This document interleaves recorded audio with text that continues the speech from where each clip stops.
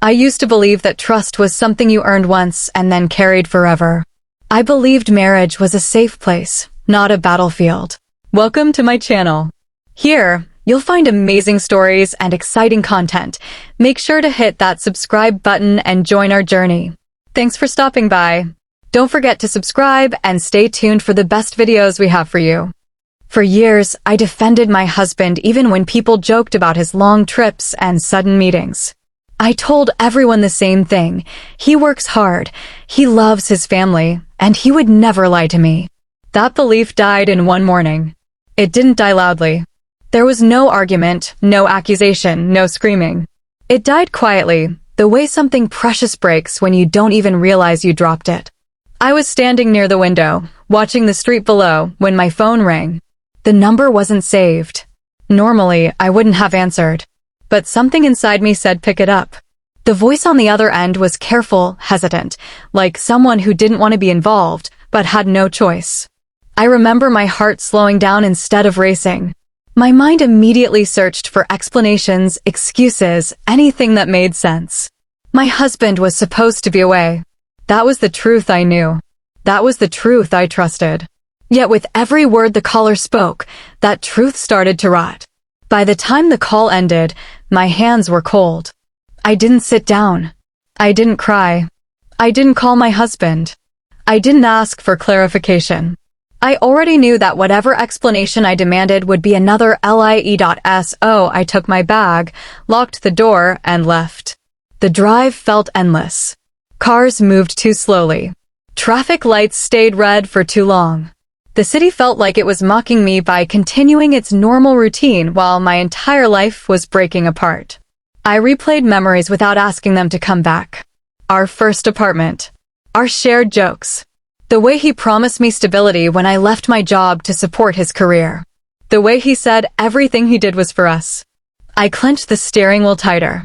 If this was for us, then why did it feel like I was walking into a trap built just for me? When I reached the building, I sat in the car for a full minute. My reflection in the mirror looked calm. That scared me more than panic would have. Inside, the atmosphere was polite and quiet. People waited their turn, unaware that I was seconds away from discovering the worst truth of my life. The staff recognized me. That was the first confirmation. Their eyes changed the moment they saw my face. No confusion. No surprise. Just discomfort. I followed them down a hallway that suddenly felt too narrow. And then I saw him. He wasn't nervous. He wasn't rushing. He wasn't alone. He looked comfortable, like a man who believed he was in control. The woman beside him leaned in as if she belonged there. She mirrored me in ways that felt intentional. The same posture. The same gestures. Even the way she smiled felt stolen. That was when anger flooded my body. Not sadness. Not heartbreak. Anger. A clean, sharp, burning anger that wiped away every trace of love I had left. I walked forward. My footsteps echoed louder than I expected. When he looked up and saw me, his confidence collapsed instantly. His face drained of color. His mouth opened, but no words came out. The woman turned to him confused. Then she saw me. Her expression changed from curiosity to fear. I spoke before either of them could recover. I asked a simple question, delivered calmly, without raising my voice. My calmness unsettled them more than screaming ever could. He tried to stand. His chair scraped loudly against the floor. His hands shook. That detail mattered. It told me everything. He started explaining immediately, which told me something else. Guilty people don't ask questions. They offer excuses. Every sentence he spoke made the situation worse. He contradicted himself without realizing it. He blamed misunderstandings, timing, pressure, stress. He blamed everything except his own choices.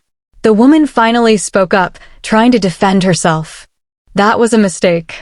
I turned toward her slowly and told her exactly what kind of man she was standing next to. I didn't insult her. I didn't threaten her. I simply told the truth. Her confidence disappeared. The people around us began to pay attention. The room felt heavier. The air felt thick. And then the details came out. Accounts opened in my name without my knowledge. Documents signed without my presence. Decisions made as if I didn't exist except on paper. He didn't just betray me emotionally. He tried to erase me legally. That realization was the point of no return. I told him to stop talking. For the first time in our marriage, he listened. I listened instead. I listened to every detail. I memorized every mistake. I let him expose himself completely because people like him always believe they can talk their way out. They never realize they're digging deeper. By the time security arrived, I was no longer shaking. I was thinking clearly. Too clearly. As they were escorted away, he looked back at me. His eyes were wet. His voice was weak. He asked for mercy. I didn't respond the way he expected. I didn't promise forgiveness. I didn't threaten revenge. I simply told him that I finally understood who he was. And understanding is far more dangerous than anger. Because anger fades. Understanding plans. When I walked out of that building, the sun was still shining. The city was still alive. Nothing outside had changed. But I walked in believing I was someone's wife. I walked out knowing I was someone who would never be fooled again. And whatever came next, I would face it with my eyes open and my patience gone. Because betrayal doesn't break strong people. It teaches them exactly where to strike. The night after I walked out of that building, I didn't sleep. Not because I was crying. Not because I missed him. I didn't sleep because my mind refused to slow down. Every second replayed itself again and again, but now the memories were sharper. Clearer. Angrier. I kept seeing his face when he realized he was caught. Not regret. Not shame. Fear. That fear stayed with me. By morning, I understood something important. What I had discovered wasn't an accident or a single bad decision. It was a system. A plan. A life he had built quietly, patiently, right under my nose. And systems don't collapse on their own. They have to be taken apart piece by piece. I made coffee I didn't drink. I sat at the table I once thought represented stability. The house felt different now. Smaller. Colder. Like it had been pretending to. I opened my laptop and began reading everything I had ignored for years. Emails. Statements. Old messages. Travel records. I wasn't searching randomly. I was following patterns. It didn't take long. Once you stop trusting someone, their lies become obvious. Dates didn't match. Locations overlapped. Payments repeated themselves under different names. I realized he hadn't been careless. He had been confident. Confident that I would never look. That confidence was his biggest mistake. By noon, I had organized everything into folders. I labeled nothing emotionally. No anger in the names. Just facts. Dates. Proof. In the afternoon, my lawyer called. She didn't sound surprised. She sounded prepared. That told me something else. People like my husband were not rare. Men who believed marriage was camouflage, not commitment. Men who thought loyalty was something they deserved but never owed. She told me to stay calm. To move slowly. To say nothing. I smiled to myself. Calm was no longer a problem. Silence was my weapon now. That evening, he tried calling. I let it ring. He texted apologies that read like business emails. Carefully worded. Strategically emotional. He didn't ask how I felt. He asked what I was planning to do. That question revealed his true fear. I replied with one sentence. We will talk when I'm ready. Nothing else. That silence broke him faster than shouting ever could. The next few days were quiet on the outside. Inside, everything was shifting. I continued my routine. I went grocery shopping. I answered messages. I smiled at neighbors. Nobody suspected anything. But every night I worked. I learned things I wish I hadn't. The woman from the bank wasn't the only one. She was just the one bold enough to sit beside him publicly. There were others. Different cities. Different stories. Same lies. He hadn't just cheated. He had practiced it. That realization didn't hurt. It disgusted me. 1 week later, he came home unannounced. I was ready. He stood in the doorway like a stranger who believed familiarity could save him. His voice was soft. His posture careful. He acted like a man walking through a room full of glass. He said my name the way he used to when he wanted forgiveness. I didn't respond. He talked anyway. About mistakes. About stress. About how things got out of control. About how he never meant for it to go this far. I listened without interrupting. When he finished, he waited. I asked him a question. Not about the women. Not about the money. I asked him when he stopped seeing me as a person. That question confused him.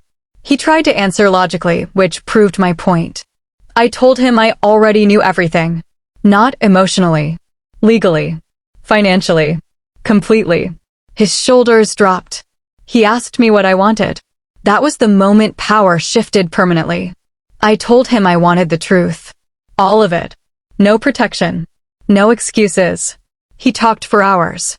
Every word tightened the knot around his own future. I recorded nothing. I didn't need to. The truth has a way of leaving fingerprints everywhere. When he finally stopped, he looked relieved. Like confession had freed him. He was wrong. Confession only freed me. I told him to leave. He didn't argue. That night, alone in the quiet house, I felt something unexpected. Peace. Not happiness. Not relief. Peace. Because uncertainty was gone. I knew exactly who he was now. And knowing the enemy is the first step to winning. The legal process started quietly. Documents moved without drama. Accounts froze. Transfers were flagged. His confidence began to collapse under the weight of consequences. He tried to negotiate. He tried to intimidate. He tried to charm. None of it worked. I stopped responding altogether. People assume revenge is loud, that it involves confrontation and chaos. They're wrong. Real revenge is patient. Weeks passed. Then months. His life unraveled slowly. Professionally first. Clients disappeared. Partners stepped back. Questions grew louder. His reputation developed cracks that couldn't be repaired with smiles. He reached out again. This time, he sounded desperate. He asked if we could fix things. That word fix made me laugh for the first time in months. You don't fix betrayal. You survive it. You outgrow it. And sometimes you bury it. I told him we would speak one last time. Not for closure. For finality. We met in a public place. He looked older. Smaller. I looked calm. He talked about memories. I talked about outcomes. He asked if I ever loved him. I told him the truth. I loved who I thought he was. That person never existed. The conversation ended quietly. No tears. No apologies. No forgiveness. When I stood to leave, he asked me one final question. He asked if I hated him. I paused. I told him hatred requires effort. And he was no longer worth any. I walked away without looking back. That was the end of my marriage. But it was the beginning of something else. Strength that wasn't borrowed from love. Confidence that wasn't dependent on loyalty. I rebuilt my life with clarity instead of hope. I learned that anger doesn't have to destroy you. If you control it, it sharpens you. Betrayal tried to make me small. Instead, it showed me exactly how powerful I could be when I stopped giving my trust away freely. Some people lose themselves in love. I found myself in betrayal. And I never needed revenge to win. I only needed the truth, patience, and the courage to walk away without begging anyone to choose me again. Because the moment I stopped waiting for his loyalty, I became unstoppable. That sentence stayed with me long after everything else settled. It wasn't something I said out loud. It was something I felt in my bones when the last legal paper was signed and my name finally stood alone again, unshared, unmisused. Life didn't magically turn beautiful after that. It turned honest. The silence in the house was real now, not tense. I rearranged rooms not because I wanted change, but because I refused to let familiar spaces remind me of lies. I sold things we had chosen together. I kept nothing that carried his fingerprints. People around me reacted in predictable ways. Some offered sympathy they didn't fully mean. Some avoided the topic completely. A few quietly admitted they had suspected something but never spoke up. That hurt more than I expected. But it also taught me something else. Most people don't stay silent because they are cruel. They stay silent because they are afraid. Afraid of conflict. Afraid of being wrong. Afraid of getting involved. I decided I would never live that way. Work became my anchor. I poured my anger into focus.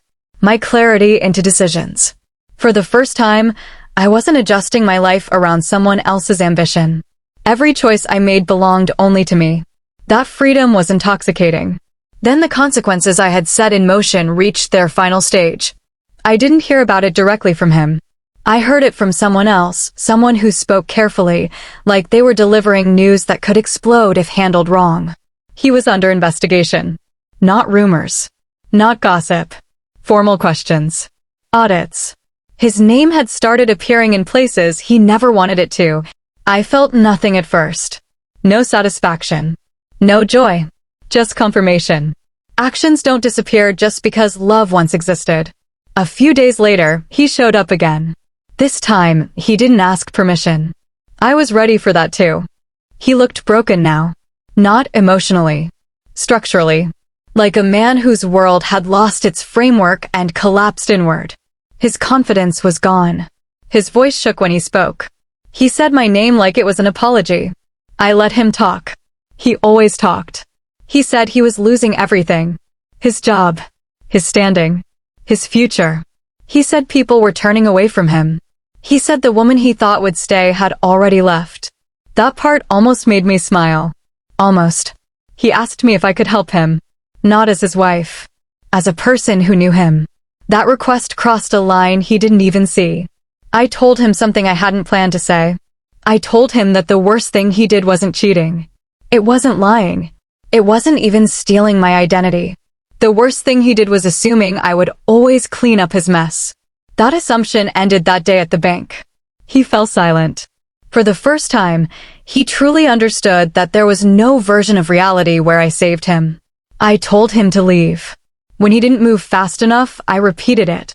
He left without another word. That was the last time I saw him in person. Months passed. The investigation became public. His name appeared in articles. Former colleagues distanced themselves. The confident man who once walked into rooms like he owned them now avoided attention entirely. People reached out to me then. Old friends. Distant relatives. Even strangers who had followed the story loosely. They wanted my reaction. They wanted drama. They wanted rage. I gave them nothing. I had already won by refusing to perform pain for anyone. One evening, while scrolling through messages I didn't plan to answer, I realized something quietly powerful. I no longer cared how his story ended. That was my closure. Not forgiveness. Not revenge. Indifference. I started doing things I had postponed for years. Traveling alone. Saying no without explanation. Saying yes without fear. I learned how much of myself I had compressed to fit into a marriage that demanded silence. I expanded again. Not dramatically. Naturally. There were moments, of course. Late nights when memories tried to return. When the mind played tricks and softened the past. When loneliness knocked gently and asked if compromise was really that bad. Those moments never lasted. Because the truth always followed. And truth is louder than nostalgia. 1 year after everything ended, I received a letter. Handwritten. From him. I almost didn't open it. Curiosity won. He didn't apologize. That surprised me. He didn't defend himself either. He wrote that he finally understood the damage he caused. That losing me had forced him to see himself clearly for the first time. That consequences had taught him lessons love never did. At the end, he wrote that he hoped I was happy. I folded the letter and put it away. Not to keep it. To discard it properly. Some chapters don't deserve a shelf. They deserve closure. I realized then that healing doesn't always look gentle. Sometimes it looks like strength. Sometimes it looks like walking forward without explaining why you refuse to look back. I built a life where my name was mine again. My decisions were mine again. My future wasn't dependent on promises made by someone who never intended to keep them. I didn't become cold. I became precise. I didn't lose my ability to love. I gained the ability to choose wisely. Betrayal didn't ruin me. It refined me. It taught me to trust patterns, not words. Actions, not excuses. Silence, not speeches. If I could speak to the woman I was before that phone call, I wouldn't warn her. I wouldn't protect her. I would tell her this. What's coming will hurt, but it will also free you in ways you can't imagine yet. Don't fight the truth. Don't soften it. Let it burn away what doesn't deserve to stay. Because on the other side of betrayal, there isn't emptiness. There is clarity. And clarity is power. I once believed loyalty defined my worth. Now I know something better does. Self-respect. And that is something no one can ever steal from me again. That word settled into my life slowly, like something learning where it belonged. It wasn't loud or dramatic. It didn't announce itself. It showed up in small moments, in decisions I no longer questioned, in boundaries I no longer explained. Time moved forward the way it always does, indifferent to personal disasters. Seasons changed. Faces around me changed. I stayed. For a long while, my life was quiet. Not empty. Quiet. There's a difference people only understand once chaos leaves them. I learned to enjoy my own company without feeling like something was missing. I learned that loneliness and solitude are not the same thing. Then something unexpected happened. I was asked to speak. It started with a message from someone I barely knew. She said she had heard about what happened to me through a mutual contact. She said she was going through something similar. She asked if we could talk. I almost declined. I didn't want to relive the past. I didn't want to reopen wounds that had finally stopped bleeding. But something in her message felt familiar. Not desperate. Just tired. So I agreed. We met for coffee. She was younger than me. Nervous. Her hands shook when she held her cup. She spoke carefully, like every word needed permission to exist. As she talked, I heard echoes of myself. The same excuses. The same confusion. The same quiet fear of being wrong. When she finished, she looked at me like she was waiting for a verdict. I didn't give her advice. I told her my story. Not the dramatic version. Not the version people like to hear. The real one. The slow realization. The denial. The anger. The clarity. She cried. Not because she was sad. Because she felt seen. That meeting changed something. Word spread quietly. Not in a public way. In a human way. One woman to another. Then another. Then another. Conversations in cafes. Long phone calls at night. Messages sent at moments of breaking. I never advertised myself as strong. I just told the truth. And the truth has a way of finding people who need it. I realized something then. My experience wasn't just mine. Betrayal follows patterns. Manipulation repeats itself with different faces. Silence is encouraged. Doubt is planted carefully. And too many women blame themselves for trusting. That realization made my anger shift again. It wasn't sharp anymore.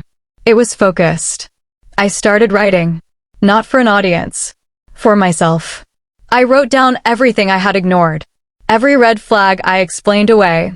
Every moment my intuition spoke, and I told it to be quiet. Seeing it on paper was uncomfortable. Necessary.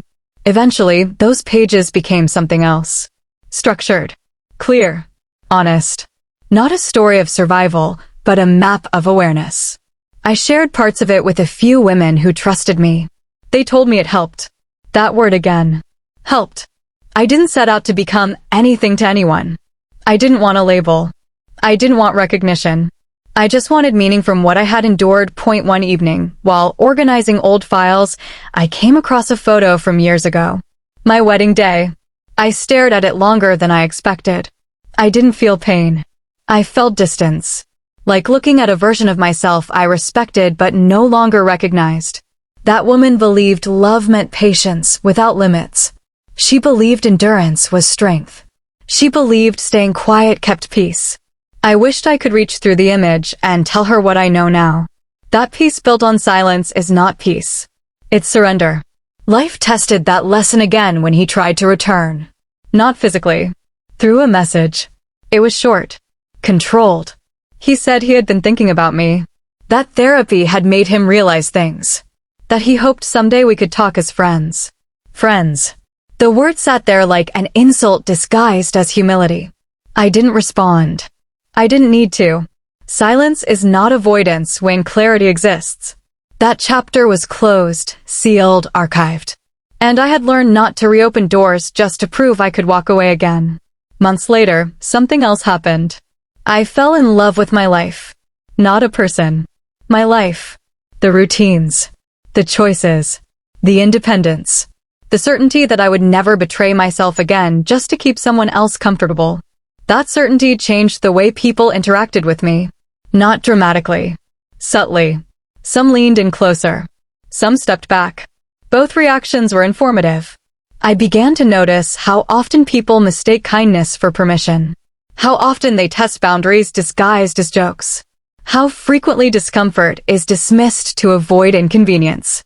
I stopped playing along. Not aggressively. Honestly. And honesty has consequences. Some relationships faded. Others strengthened.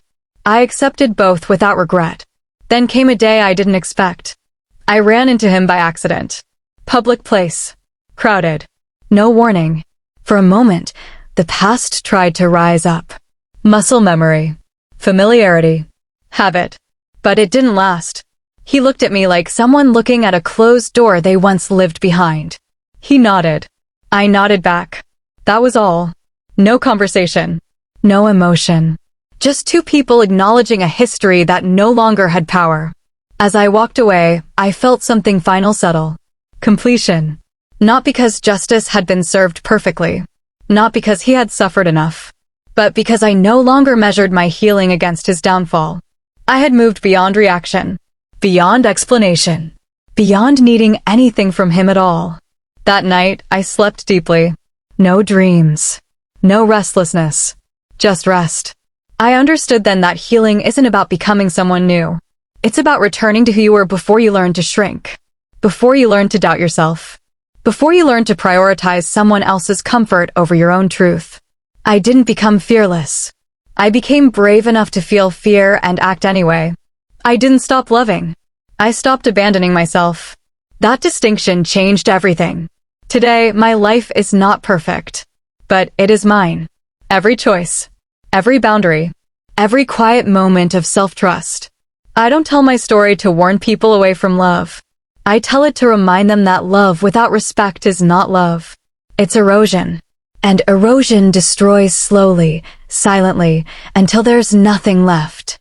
I chose not to disappear. I chose to stand. And that choice continues to shape everything I am becoming. Because self-respect isn't an ending. It's a beginning that keeps unfolding, one honest decision at a time.